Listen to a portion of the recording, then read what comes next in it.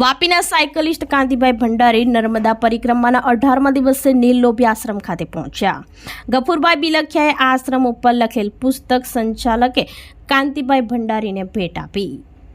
દમણના નામચીન સુખર બખિયા દર પૂનમે આશ્રમમાં આવતા અને નીલલોભી બાબા એમના ગુરુ હતા હોવાનું જણાવતા સંચાલક વાપીના સાયકલિસ્ટ પર્વતારોહક પંચકેલાસી દોડવીર એવા કાંતિભાઈ ભંડારી તેમના સાથી મિત્ર પારડી કિકલાના પ્રમોદભાઈ ભંડારી અને દિલીપભાઈ જોડે મધ્યપ્રદેશ ઓમકારેશ્વરથી નર્મદા પરિક્રમા કરી રહ્યા છે. ત્યારે તેઓ નર્મદા જિલ્લાના નીલલોભી આશ્રમ ખાતે પહોંચ્યા હતા, જ્યાં આશ્રમ સંચાલકના જણાવ્યા મુજબ આ આશ્રમમાં દમણના નામચીન સુખર બખિયા દર પૂનમે આવતા હતા અને નીલલોભી બાબા એમના ગુરુ હતા.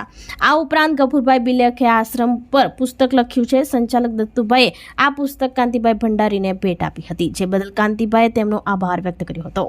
વાપીના 65 વર્ષીય પર્વતારોહક કાંતિભાઈ દ્વારા નર્મદા પરિક્રમા માટે પ્રસ્થાન કર્યું હતું, જે આજરોજ 19મા દિવસે ભરૂચ આવી પહોંચ્યા હતા. પંચકેલાસી કાંતિભાઈ 21 નવેમ્બર 2024ના રોજ ઓમકારેશ્વરથી નીકળી માં નર્મદાની પગપાળા પરિક્રમા 19મા દિવસે ભરૂચ જિલ્લામાં આવી પહોંચતા ભરૂચની સાયકલિસ્ટ શ્વેતા વ્યાસ દ્વારા સ્વાગત કરવામાં આવ્યું હતું. કાંતિભાઈ ભંડારી ગુજરાતના જાણીતા સાયકલિસ્ટ, એથ્લેટ અને પર્વતારોહક છે. 30 સપ્ટેમ્બર 2024ના રોજ મુખ્યમંત્રી ભૂપેન્દ્રભાઈ પટેલના આશીર્વાદ લઈ તારીખ 21 નવેમ્બર 2024થી પરિક્રમા શરૂઆત કરી હતી. સાયકલિસ્ટ શ્વેતા વ્યાસે આ નર્મદા પરિક્રમા નિર્વિઘ્ન અને સફળતાપૂર્વક પૂર્ણ થાય તેવી શુભકામના પાઠવી હતી.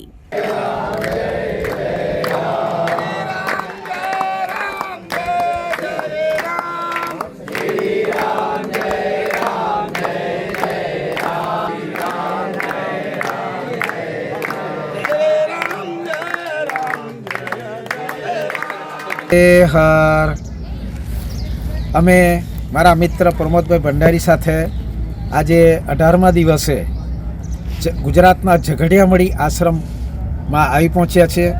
આશ્રમમાં અમને ખૂબ જ સારું ભોજન આપ્યું છે અને આશ્રમમાં સુંદર વ્યવસ્થા છે અને તમે આ સુંદર નજારો મા નર્મદાનો જોઈ શકો છો. મા નર્મદા મૈયાના કિનારે કિનારે અમે જઈએ છીએ અને અમારો પ્રવાસ પરિક્રમા આગળ વધે છે અને આ રીતે અમે પરિક્રમા આગળ વધારશું. ધન્યવાદ. નર્મદે હર. નીલલોભી આશ્રમની સ્થાપના વર્ષો પહેલાં લક્ષ્મીદાસ મહારાજે કરેલી અને એની અંદર આ બિલખિયા કુટુંબ, પછી બખિયા કુટુંબ, સુગર બખિયાનું, એ સિવાયના બીજા પણ ચીખલી, દમણના ઘણા ભક્તો દર પૂનમે અહીં આગળ પૂનમ ભરવા માટે આજે પણ આવે છે અને ખૂબ શ્રદ્ધાથી ભક્તિ કરે છે, દાન કરે છે અને આશ્રમના સહયોગી છે. સુકર બખિયા બી અહીંયા આવતા હતા, આવેલા અને બિલખિયા બી આવે છે. બિલખિયા આવેલા, એમને પુસ્તક પણ નીલલોભી ભક્તિ સાગર, નીલલોભી ભક્તિ સાગર બહાર પાડ્યું અને એ પુસ્તક ગફુરભાઈએ પુસ્તક બી બહાર પાડ્યું છે. હા, ગફુરભાઈ બિલખિયા આપણા વાપીના, એમણે આ પુસ્તક આ આશ્રમ વિશે બહાર પાડ્યું છે. ખૂબ જ આનંદની વાત છે. આજે અમે અહીંયા આવ્યા અને દત્તુભાઈએ જે આ માહિતી આપી, દત્તુભાઈ ઓર કંઈ વિશેષ માહિતી હોય તો આપો. અત્યારે તો આશ્રમમાં આપણે છેલ્લા 45 વર્ષથી અખંડ કીર્તન ચાલે છે, ભજન ભોજનની નિરંતર સેવા ચાલુ છે, પરિક્રમા સેવા, કન્યા ભોજન, નાના મોટા કેમ્પો કરીએ છીએ અને સાંસ્કૃતિક પ્રોગ્રામો, વાર તહેવારે, ધાર્મિક પ્રસંગો કરીએ છીએ. ખૂબ જ આનંદની વાત દત્તુભાઈ. નર્મદે હર. નર્મદે હર. જય સ્વામિનારાયણ. નર્મદે હર. અમે નર્મદા પરિક્રમાવાસી મારા મિત્ર પ્રમોદ ભંડારી સાથે આજે સ્વામિનારાયણ મંદિર પોઈચા પહોંચી ગયા છે. ખૂબ જ સુંદર વાતાવરણ છે. અમને બપોરનું ભોજન મળ્યું અને બપોરના ભોજન પછી અમે આ મંદિરની મુલાકાત લઈએ છીએ અને એ મંદિરની મુલાકાત પછી અમે ત્યાંથી અમારો પ્રવાસ આગળ વધારીશું. ખૂબ જ સુંદર વાતાવરણની અંદર અમે અહીં પહોંચી ગયા છે. નર્મદે હર. 60 વર્ષની ઉંમરે જનરલી બધા શું કરતા હોય છે? ઘરમાં શાંતિથી બેસીને આરામ કરતા હોય છે.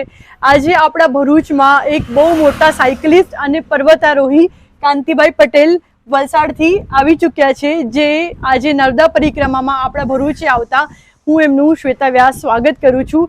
કાંતિભાઈ પટેલની એક ખાસિયત છે કે જ્યારે આ નર્મદા પરિક્રમા માટે નીકળ્યા ત્યારે આપણા મુખ્યમંત્રી ભૂપેન્દ્રભાઈએ પણ એમને એક શુભકામના આપી અને એમને એક પત્ર પણ આપ્યો છે એમની આ યાત્રા સફળ રહે એના માટે. તો આપણે કાંતિભાઈ પટેલને કહીએ કે આપણને જણાવે એમના વિશે અને તેમની આ થોડી યાત્રા વિશે. હા કાંતિભાઈ. નર્મદે હર શ્વેતાબેન, નર્મદે હર. સૌપ્રથમ તો તમારા આભાર, આટલા દૂરથી તમે ભરૂચથી છે કે અહીંયા સુધી અમને રસ્તે મળવા આવ્યા તે બદલ. હું છું પંચ કૈલાસી કાંતિ પટેલ, વલસાડ જિલ્લાના વાપીનો રહેવાસી છું.